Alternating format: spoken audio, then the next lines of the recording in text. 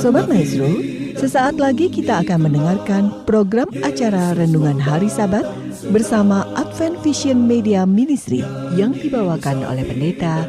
Selamat mendengarkan. Yesus mau datang segera.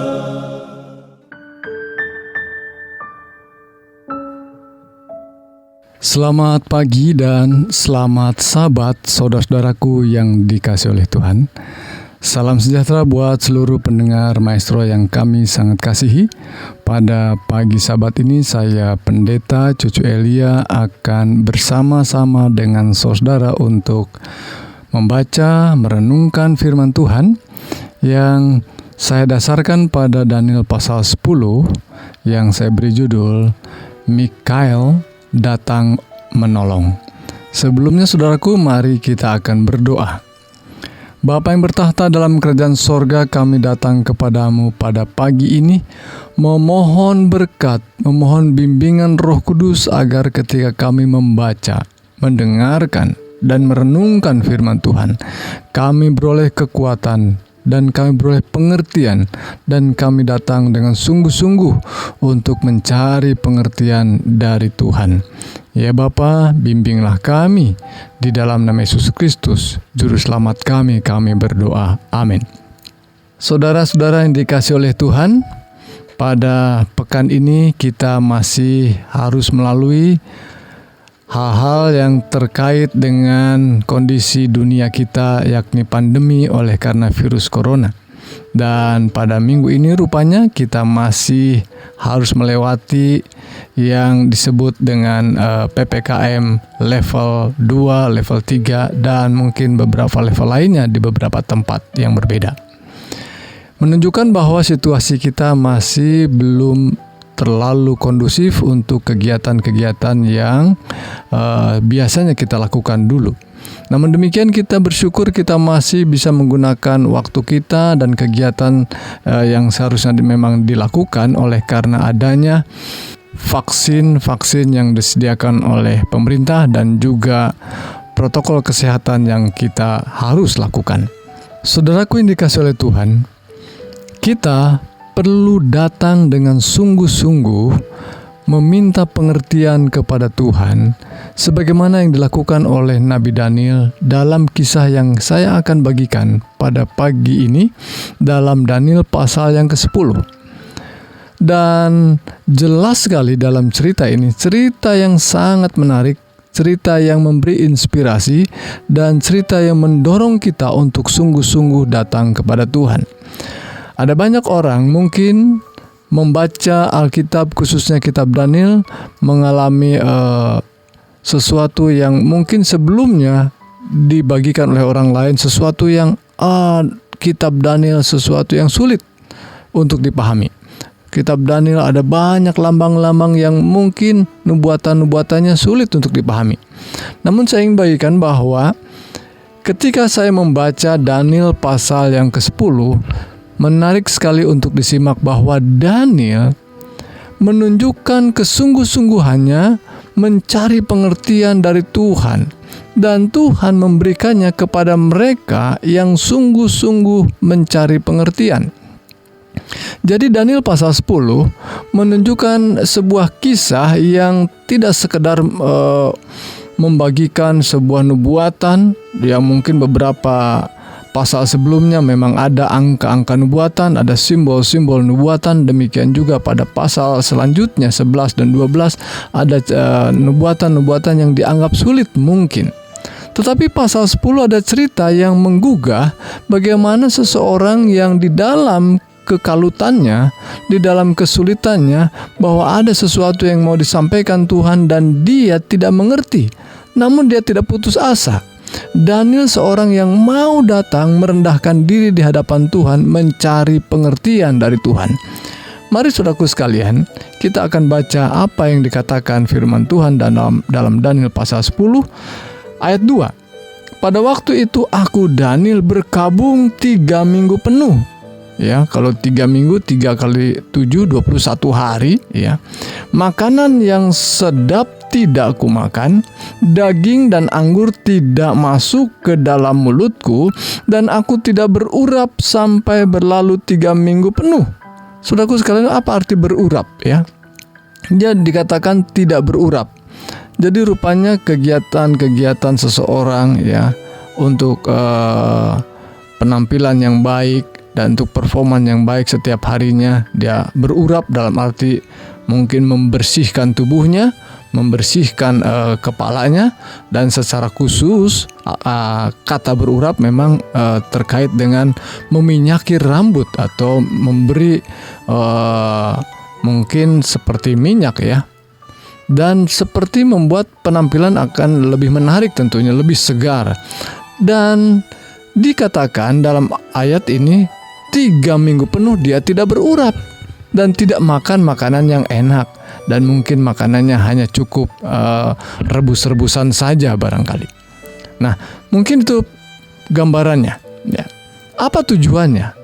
Daniel mau memfokuskan diri, merendahkan diri di hadapan Tuhan, meminta pengertian kepada Tuhan. Di dalam ayat yang ke-12 dikatakan, katanya kepadaku, janganlah takut, Daniel, sebab telah didengarkan perkataanmu. Sejak hari pertama engkau berniat untuk mendapat pengertian dan untuk merendahkan dirimu di hadapan Allahmu, dan aku datang oleh karena perkataanmu itu. Saudaraku, lihat bahwa ketika seseorang merendahkan dirinya di hadapan Tuhan, bahkan sejak hari pertama sudah menunjukkan niatnya yang sungguh-sungguh, Tuhan mendengar dan Tuhan segera menjawab. Walaupun rupanya pada hari yang ke-24 dia baru mendengarkan cerita itu, mendengarkan penjelasan, mendengarkan nubuatan yang memberikan keterangan kepada Nabi Daniel. Dikatakan ayat 4, pada hari ke-24 bulan pertama, ketika aku ada di tepi sungai besar, yakni sungai Tigris, kuangkat mukaku lalu kulihat tampak seorang yang berpakaian kain lenan dan berikat pinggang emas dari Ufas.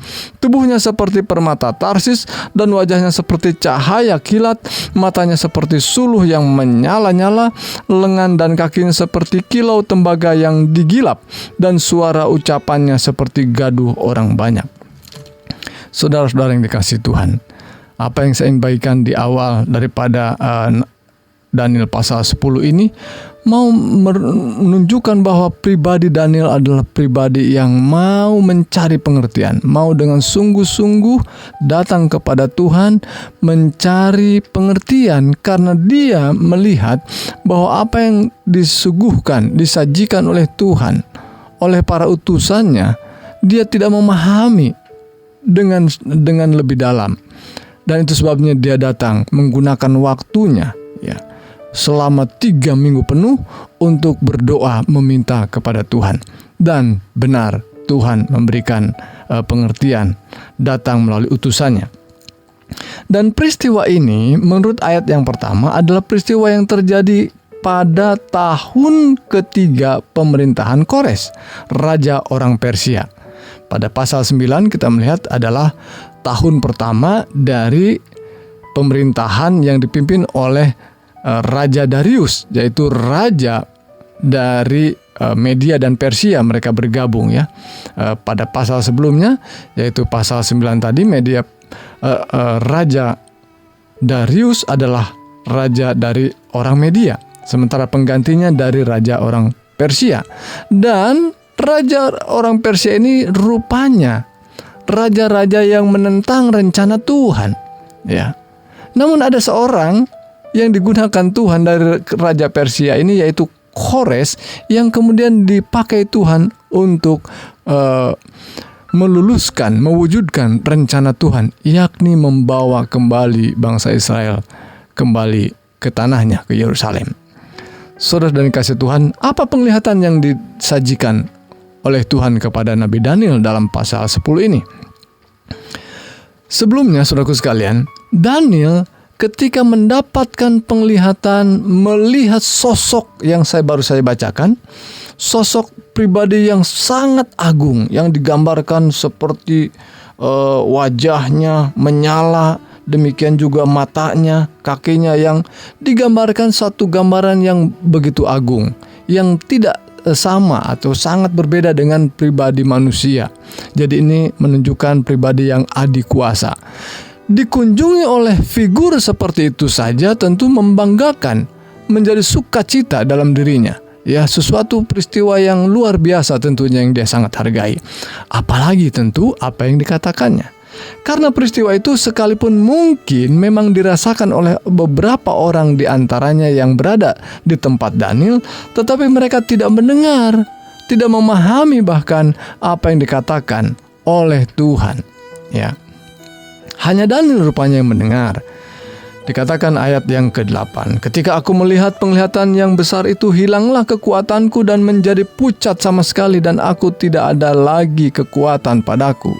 Lalu kedengar suara ucapannya, dan ketika aku mendengar suara ucapannya itu, jatuh pingsanlah aku bertelungkup dengan mukaku ke tanah. Saudaraku, Daniel memang sudah hampir dikatakan berpuasa, ya. Walaupun mungkin masih makan makanan, tetapi makanan yang sekedarnya saja. Dan itu membuat Daniel dalam keadaan secara fisik lemah.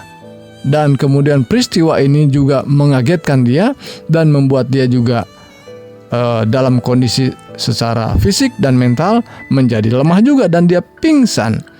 Dan Tuhan datang dalam ayat 10, tetapi ada suatu tangan menyentuh aku dan membuat aku bangun sambil bertumpu pada lutut dan tanganku. Ya, kalau sudah bertumpu dengan lutut dan tangan, artinya seperti seseorang yang, ya mungkin kalau para ayah suka menggendong anak-anak balitanya di punggungnya, ya, berjalan seperti main kuda-kudaan. Demikianlah cara Daniel menunjukkan beroleh kekuatan kembali. Dia bangun. Tetapi di hadapan Tuhan dia mendengar perkataan-perkataan penting tentang apa yang sedang akan terjadi nanti. Dikatakan, tadi saya sudah baca ayat yang ke-12, saya akan laju pada ayat yang ke-13. Pemimpin kerajaan orang Persia berdiri 21 hari lamanya menentang aku. Lihat, seperti angka yang sama yang digunakan untuk Daniel berdoa, untuk Daniel berpuasa secara khusus untuk meminta pengertian pada Tuhan. Tetapi kemudian Mikael, ya, salah seorang dari pemimpin-pemimpin terkemuka, datang menolong aku, dan aku meninggalkan dia di sana berhadapan dengan raja-raja orang Persia. Ada suara tadi, dan suara itu saya yakin suara yang datang dari Tuhan, ya, melalui malaikatnya, dan mengatakan hal ini. Ada Mikael yang datang, ya, untuk menolong aku, dan kemudian aku membiarkannya dia di sana. Lalu ayat 14. Aku datang untuk membuat engkau mengerti apa yang akan terjadi pada bangsamu pada hari-hari yang terakhir, sebab penglihatan ini juga mengenai hari-hari itu. Saudara-saudara yang dikasihi Tuhan, Tuhan memberikan pengertian kepada Daniel dan memberikan penghiburan bahwa akan ada penolong. Mikael datang untuk menolong atas segala doa yang sungguh-sungguh yang dilayangkan dan sesuai dengan nubuatan yang Tuhan berikan. Memang pada akhirnya Tuhan akan membebaskan bangsa Israel dari cengkraman, daripada penguasaan bangsa yang lain. Ya, sekarang dalam penguasaan bangsa Persia, mereka akan dibebaskan melalui seorang yang kita mengenalnya melalui buku Ezra, buku Nehemia, demikian juga Tawarik, Yesaya, menjelaskan pribadi orang itu adalah Raja Kores. Sudah disebut dalam berbagai kitab lainnya. Dan Kores memang sangat berbeda dengan raja-raja Persia yang lainnya. Tuhan memakai dia untuk membebaskan bangsa Israel. Demikian saudaraku sekalian, penglihatannya itu sederhana sekali. Tetapi yang banyak dibicarakan bagaimana Daniel datang dengan sungguh-sungguh merendahkan hatinya, merendahkan dirinya di hadapan Tuhan untuk beroleh pengertian. Kita lanjutkan ayat 15. Ketika dikatakannya hal ini kepadaku, Kutundukkan mukaku ke tanah dan aku terkeluh. Tetapi sesuatu menyerupai manusia menyentuh bibirku. Lalu kubuka mulutku dan mulai berbicara. Kataku kepada yang berdiri di hadapanku itu, Tuhanku, oleh sebab penglihatan itu aku ditimpa kesakitan dan tidak ada lagi kekuatan padaku. Masakan aku hamba Tuanku ini dapat berbicara dengan Tuanku? Bukankah tidak ada lagi kekuatan padaku dan tidak ada lagi nafas padaku? Lalu dia yang rupanya seperti manusia itu menyentuh aku pula dan memberikan aku kekuatan. Saudaraku sekalian, seperti yang saya gambarkan tadi, Daniel seorang yang meminta kepada Tuhan dalam kesungguh-sungguhannya. Dia berpuasa, dia tidak berurap, dia hanya makan makanan sekedarnya saja selama 21 hari. Dan dia akhirnya dalam kondisi lemah, dia tidak ada kekuatan dan tidak ada nafas lagi. Bayangkan saudaraku sekalian, kalau tidak ada bernapas berarti dia mati ya. Soalnya dia menunjukkan begitu lemahnya. Tetapi seperti ayat 9 tadi, Tuhan menyentuh dengan tangan. Dan kemudian ayat yang ke-18 juga menyebutkan kata menyentuh juga. Sekarang kalau tadi menyentuh tubuhnya, sekarang menyentuh bibirnya, sehingga dia bisa mendapat kekuatan kembali dan bisa berbicara kembali. Apa yang dikatakan dengan kata menyentuh ini, saudaraku? Tentunya kita hanya berharap pada sentuhan Tuhan. Sentuhan Tuhan akan menyelesaikan segala perkara hidup kita. Sentuhan Tuhan atas bibir kita, atas kepala kita, atas tubuh kita, itulah yang memberikan kekuatan dan menyelesaikan persoalan kita. Namun demikian, apakah kita mau disentuh oleh Tuhan? Kita harus mau datang kepada Tuhan dengan segala kemampuan kita, dengan kesungguh-sungguhan datang, dan akhirnya Tuhan, sekalipun pada akhirnya kita dalam keadaan lemah, justru itulah kekuatan, karena Tuhanlah yang menyentuh dan memberikan kekuatan. Jadi saudaraku sekalian, Daniel pasal 10 adalah cerita manusiawi, cerita yang diceritakan secara mudah saja sebetulnya, sehingga kita dapat memahami bagaimana Daniel, seorang yang biasa sama seperti saudara dan saya. Namun demikian, kalau kita mau datang ya dengan waktu yang juga sekalipun cukup panjang, kita terus datang, tidak habis-habisnya, tidak bosan-bosannya, tidak jemu-jemu untuk berdoa, Tuhan pada akhirnya memberikan penjelasan. Tuhan pada akhirnya menjawab segala doa dan pergumulan kita. Saudaraku, mari kita lihat sekarang dalam Daniel pasal 10 ini ada nama yang sangat spesial, yaitu Mikael. Ya, dalam Daniel pasal 10 ini ada 2 kali disebutkan. Tadi disebutkan dalam ayat yang ke-13, di mana Mikael datang untuk menolong, ya, dan bersama dengan seorang yang akan dipilihnya untuk menentang raja-raja Persia yang lain atau pemimpin Persia. Dan pada ayat yang ke-21 dikatakan, namun demikian aku akan memberitahukan kepadamu apa yang tercantum dalam kitab kebenaran. Tidak ada satupun yang berdiri di pihakku dengan tetap hati melawan mereka, kecuali Mikael pemimpinmu itu. Nadanya hampir sama saudaraku sekalian dalam ayat 21 dengan ayat yang ke-13 tadi, bahwa Mikael datang untuk menolong seorang atau pribadi yang sedang memperjuangkan kebenaran. Walaupun harus berhadapan dengan orang-orang hebat, para pejabat, para pemimpin negara yang mungkin sulit untuk dikalahkan, ya. Namun mereka yang membela kebenaran, mereka yang mendahulukan kebenaran, merekalah yang akan mendapat dukungan dari pribadi yang disebut dengan Mikael. Dan saudaraku sekalian, kata Mikael adalah kata yang spesial tentunya, nama yang spesial, karena artinya adalah siapakah seperti Allah. Tidak ada seperti Allah. Jadi ini adalah pribadi Allah sendiri yang menjelma menjadi manusia. Ya, seperti ayat-ayat sebelumnya digunakan kata seperti serupa seorang manusia, karena memang dia adalah pribadi Allah yang menjelma menjadi manusia. Dan hanya Dialah yang sesungguhnya dapat menolong kita. Dan ini adalah sebuah gambaran yang jelas. Tentu adalah pribadi Yesus Kristus sendiri. Tidak akan salah lagi bahwa Dialah Yesus Kristus yang dulu sudah datang, ya, dalam pribadi penjelmaan menjadi yang disebut dengan nama Mikael. Dan Yesus sering kali menjelma menjadi pribadi-pribadi yang lain pada cerita perjanjian lama, tetapi kita mengenalnya di perjanjian baru seperti seorang bayi yang kemudian besar dan kemudian diberi nama Yesus itu. Dan Dialah juga yang hadir sekarang ini dalam rohnya untuk menolong pergumulan saudara dan saya. Jadi saudaraku sekalian, tidak perlu khawatir dan tidak perlu takut. Yang dibutuhkan adalah dengan sungguh-sungguh seperti Daniel datang kepada Tuhan dan merendahkan diri di hadapan Tuhan. Dan Dia akan datang dengan segera menolong saudara dan saya dalam pergumulan. Mungkin pergumulan saudara adalah sakit penyakit. Mungkin pergumulan saudara adalah soal keuangan. Mungkin pergumulan saudara adalah masa depan yang belum jelas oleh karena pendidikan yang mungkin tidak tersupport oleh karena finansial. Namun saudaraku sekalian, sekali lagi kita belajar kepada Nabi Daniel, datang dengan sungguh-sungguh dan kita minta pertolongan, dan Dia akan dengan segera menolong kita.